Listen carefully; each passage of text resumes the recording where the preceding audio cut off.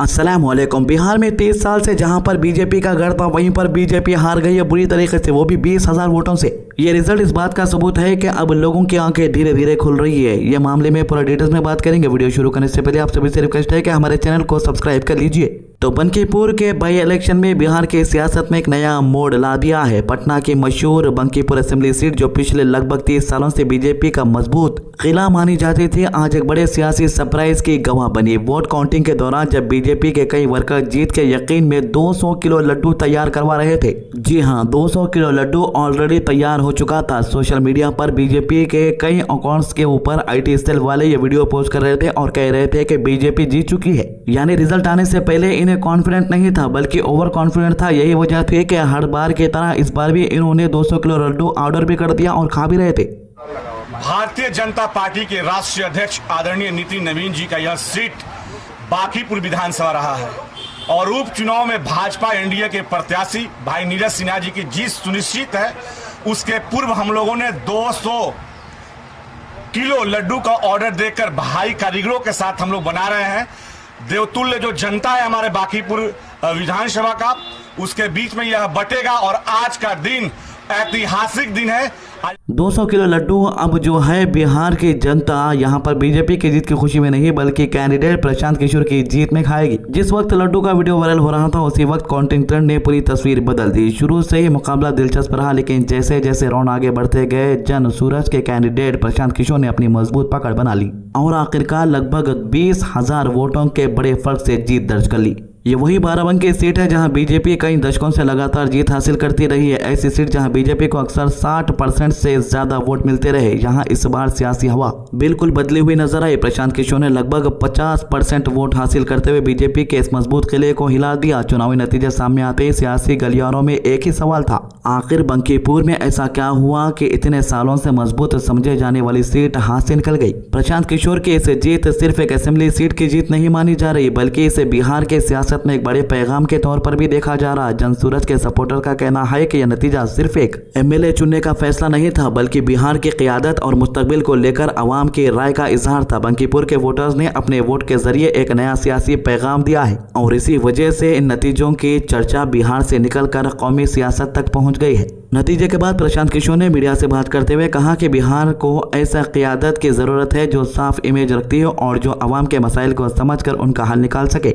इन्होंने कहा कि बिहार के लोगों को रोजगार और बेहतर मौकों की तलाश में दूसरे स्टेट में जाने पर मजबूर नहीं होना चाहिए। बिहार के पास टैलेंट की कमी नहीं है, कमी सिर्फ बेहतर क़यादत और सही पॉलिसीज की है। इन्होंने उन तमाम वोटर्स का शुक्रिया अदा किया जिन्होंने इन पर भरोसा जताया और साथ ही ये भी कहा कि जो लोग इनके साथ नहीं आए उनका भरोसा जीतने की भी पूरी कोशिश की जाएगी। इस चुनाव का एक और पहलू भी काफी चर्चा में रहा। रिपोर्ट के मुताबिक बीजेपी के कई बड़े नेताओं के बूथ पर भी जन सूरज को अच्छा सपोर्ट मिला। सियासी दायरे में इस बात को लेकर भी बहुत बहस हो रही है कि जब किसी पार्टी के बड़े नेताओं के अपने बूथ पर भी नतीजे उम्मीद के मुताबिक नहीं आए तो इसका क्या सियासी मतलब निकाला जाना चाहिए। इसी वजह से बंकीपुर का नतीजा अब सिर्फ एक लोकल इलेक्शन रिजल्ट नहीं रहा बल्कि बिहार की बदलती सियासी सोच और अवाम के मूड की मिसाल के तौर पर भी देखा जा रहा। जब काउंटिंग चल रही थी तब सोशल मीडिया पर बीजेपी वर्कर के लड्डू तैयार करवाने की तस्वीरें और वीडियोस भी तेजी से वायरल हुए। कई लोग मजाकिया अंदाज में पूछने लगे कि क्या अब ये 200 किलो लड्डू कौन खाएगा। लेकिन सियासत में अक्सर ऐसा होता है कि जो तस्वीरें सुबह नजर आती है शाम तक पूरी तरह बदल जाती है। बंकीपुर में भी कुछ ऐसे ही देखने को मिला जहाँ जीत का यकीन रखने वाले लोगों को आखिरकार नतीजे ने हैरान कर दिया। सियासी एक्सपर्ट अब इस नतीजे को 2026 और आने वाले बड़े इलेक्शन के हवाले से भी देख रहे हैं। इनका कहना है कि बंकीपुर का फैसला सिर्फ एक सीट का फैसला नहीं बल्कि यह बिहार की सियासत में उभरते हुए नए अल्टरनेटिव्स और अवाम की तब्दीली होती हुई सोच का इशारा भी हो सकते हैं। भाई पहला काम बस यही है कि बांकीपुर की जनता ने जो आशीर्वाद दिया है अपनी ओर से जो हो सकेगा बांकीपुर में सुधार का प्रयास करेंगे। अगले 2-3 महीने में आपको वो चीज दिखेंगी भी। मैं कोई बहुत बड़ी बात बोलना नहीं चाहता हूँ। मेरे विधायक बनने से बांकीपुर बेंगलोर नहीं बनेगा, लेकिन यहाँ पर आपको कुछ सुधार होता अगले 2-3 महीने में दिखेगा। बड़ी बात यह है कि ये चुनाव बांकीपुर के नाली गली पर नहीं लड़ा गया है। ये चुनाव लड़ा गया है कि बिहार का नेतृत्व किसके हाथ में होना चाहिए और बांकीपुर की जनता ने ये संदेश दिया है भाजपा के नेतृत्व को कि भाई आप अच्छे आदमी को बिहार का मुख्यमंत्री बनाइए। सम्राट चौधरी की जगह किसी कुशवाहा को बनाना है बनाइए, कोई दिक्कत नहीं। तो माधवी लता ने अपने सोशल मीडिया अकाउंट पर एक वीडियो को पोस्ट करते हुए जिसके अंदर ये शूटिंग करते हुए दिख रही है, इन्होंने कहा है कि आज के जेंजी में देश बदलने का समर्थन है।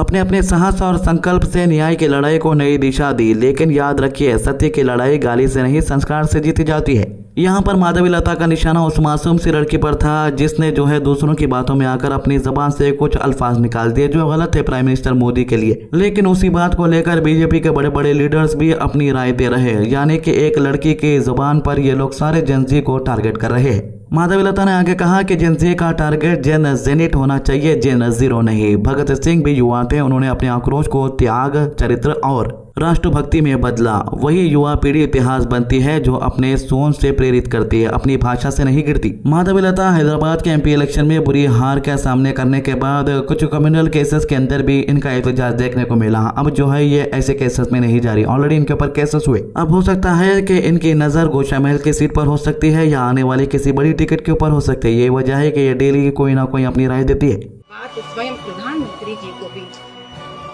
एक प्रेरित किया कि वो संसद में एंटी पेपर लीक बिल प्रस्तुत करें, लेकिन ये काफी समय तक नहीं रहा। तो कॉकरोच जनता पार्टी ने कहा कि आज मुल्क के नौजवानों के लिए एक बड़ी जीत सामने आई है। सुप्रीम कोर्ट के फैसले के बाद अब वो तमाम उलझने और गलत फहमियां दूर हो चुकी है जो पिछले कुछ दिनों से स्टूडेंट और यूथ के दरमियान पैदा हो रही थी। इस फैसले ने एक बार फिर साबित कर दिया है कि जब नौजवान अपने हक के अमन और जमहूरी तरीके से आवाज उठाते हैं तो इनकी आवाज को नजरअंदाज नहीं किया जा सकता। मतलब जो केसेस बुक किए गए थे कॉकरोच जनता पार्टी के एहतजाज के दौरान, उसकी बात हो रही है। उन्होंने आगे कहा कि अब हम उम्मीद करते हैं कि भारत सरकार और तमाम बीजेपी और एनडीए हुकूमत वाली रियासतें 25 जुलाई को जो यकीन दहाइयाँ मुल्क के नौजवानों को दी गई थी उन पर फौरन अमल करेंगे। ये सिर्फ वादे नहीं थे बल्कि लाखों स्टूडेंट और उनके मुस्तकबिल से जुड़ी हुई जिम्मेदारियां थी।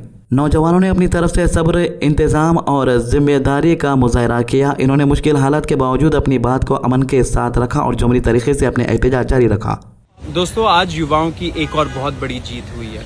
जुलाई 25 के एग्रीमेंट के तहत सरकार किसी भी FIRs पे प्रोसीड नहीं करने वाली थी, साथ साथ सारे FIRs को विड्रॉ करती एंड एक रिटर्न गारंटी देती कि हम लोग फ्यूचर में भी किसी भी प्रदर्शनकारियों के खिलाफ, युवाओं के खिलाफ हम लोग एक्शन नहीं लेंगे। लेकिन कुछ PILs आए सुप्रीम कोर्ट में जिसके वजह से कुछ कंफ्यूजन हो रहा था एंड सरकार हमको बोल रही थी कि कुछ सर्कमस्टांसेस में वो FIRs पे प्रोसीड करेगी।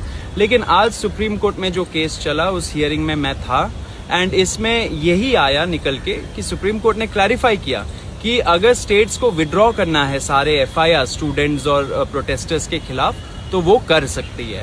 सेकंड, तो कॉकरोच जनता पार्टी के एहतजाज के दौरान मुल्क भर के बेशुमार लॉयर्स ने एक अहम किरदार अदा किया। मुख्तलिफ शहरों और रियासतों से लॉयर्स ने स्टूडेंट की कानूनी जंग में मदद की, इनके केसेस लड़े और इनकी आवाज को अदालतों तक पहुंचाया। इन तमाम सपोर्ट के लिए पार्टी ने तमाम लॉयर और कानूनी माहिरीन का शुक्रिया अदा किया और कहा कि इनकी खिदमत और मेहनत को हमेशा याद रखा जाएगा। साथ ही पार्टी ने यह भी वाज़ेह किया है कि ये मुख्तलिफ रियासतों में होने वाली हर तरक्की और डेवलपमेंट पर नजर रखते हुए है पार्टी के सीनियर नुमाइंदे मरकजी हुकूमत के अफसरान और जिम्मेदारों के साथ मुसलसल राब्ते में है। हर कदम और हर फैसले को करीबी तौर पर देखा जा रहा है ताकि ये वादा जो किए गए थे वो सिर्फ कागजों तक महदूद न रहे बल्कि असल जिंदगी में भी नजर आए। कॉकरोच जनता पार्टी का कहना है कि अब वक्त आ गया है कि हुकूमत अपनी जिम्मेदारियां निभाए। नौजवानों ने अपनी बात पर कायम रहकर दिखाया है, उन्होंने अपना वादा पूरा किया है और जमहूरी निज़ाम पर भरोसा रखा है। अब हुकूमत की बारी है कि वो अपनी दी गई यकीनी दिहाइयों की पूरी ईमानदारी और पूरे जज्बे के साथ नाफिज करे। तो ये थी इन मामलों के अभी तक की अपडेट। हमारे चैनल को सब्सक्राइब कीजिए, वीडियोस को ज़्यादा से ज़्यादा लोगों तक शेयर कीजिए। अल्लाह हाफिज़।